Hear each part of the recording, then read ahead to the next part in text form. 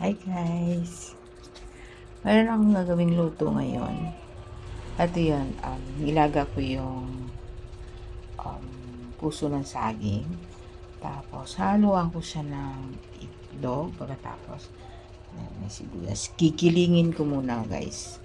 So, tingnan natin kung ano rin yung result nito mamaya. So, ito na siya ngayon.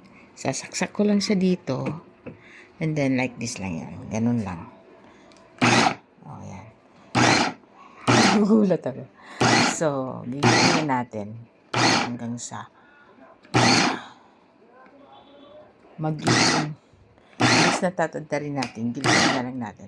Kasi itong aking gilingan, pwede rin to sa fresh na karne. So, dito ako nagmi-mince ako dito ako. Gagawa ko ng lumpia, ganun. Pero ngayon, hindi lumpia gawin natin ngayon. So, mayroon akong luto na gagawin. So, ayan guys, yan ang itsura ng puso ng saging. Nilaga ko muna yan and then, para lumambot siya and then, yan, mimince ko na siya. So, yan na po. So, one more time daw, gagawin ko pang, isa pang, kasi may buo-buo pa. Kailangan kasi medyo tad-tad siya talaga. So, ayan, ito na po yung itsura ng, ng giniling na puso ng saging. So, ito po, magsa-start na po ako. Piprito na po natin. Tingnan natin kung anong kalalabasan nito. So, ayan na. Piprito ko na po yung giniling ko na puso ng saging. So, talagang napaka-organic po ito. So, wala siyang chemicals, wala siyang kung wala yung puso ng saging ay lumalabas lang yan sa saging. Ayan na po ang itsura ng ating pinipritong puso ng saging. Actually guys, natutunan ko ito nung bata pa. Nag-Girl Scout kami. Pero grabe ang hirap nung kasi tinatagtag talaga para maging ganito. So ngayon, kasi advance na technology, meron tayong pang-healing, ganyan. So hindi naman sa rin mahirap. So, pero bihira lang ang mga tao na gumagawa nito. Kasi siyempre, siguro, kasi kailangan rin kasi ng time mo sa paggawa nito. Kailangan, bibigyan mo rin ng time kasi sa na mag-prepare ka, yung mga ingredients, tapos ito, magpiprito, ganyan ito. So, parang yung iba, yung puso ang saging, talagang ginagayat na lang, and then, ibigam na lang, o whatever, hindi na ginaganito. Pero kung gusto mo talaga ng ibang, ibang option naman sa pagluluto, parang masarap naman, at mga tikim ka, at yung, yung ibang luto ng puso ng saging. So, pwede naman ganito.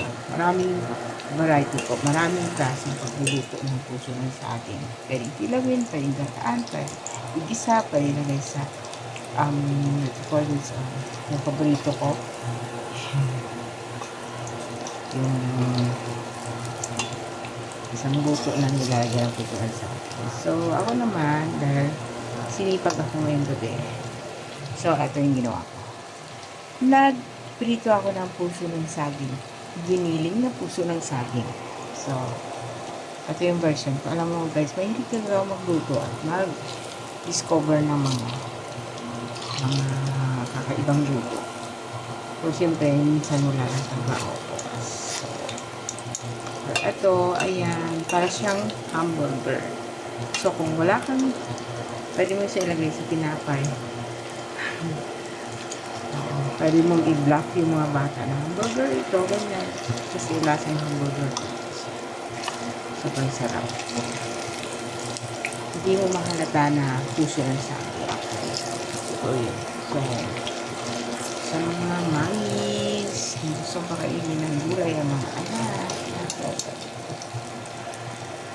Kala nila, hamburger. Pero, yung pala, puso ng saging. Ayan. So, malapit na po maluto. Ayan na guys. Ayan na. At ano yung palabas-labasan natin burger, banana heart. Ay, burger, banana. Ginawa ko siyang burger steak. So, masarap guys. Masarap. Parang hindi mo maramdaman na puso siya ng saging. Sobrang tawag.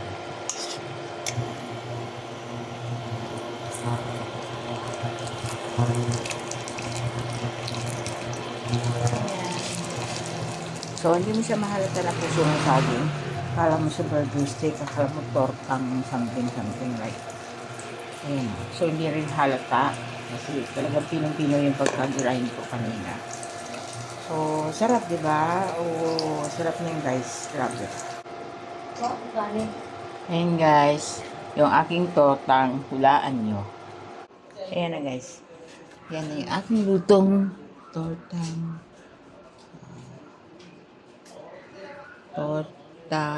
puso ng saging.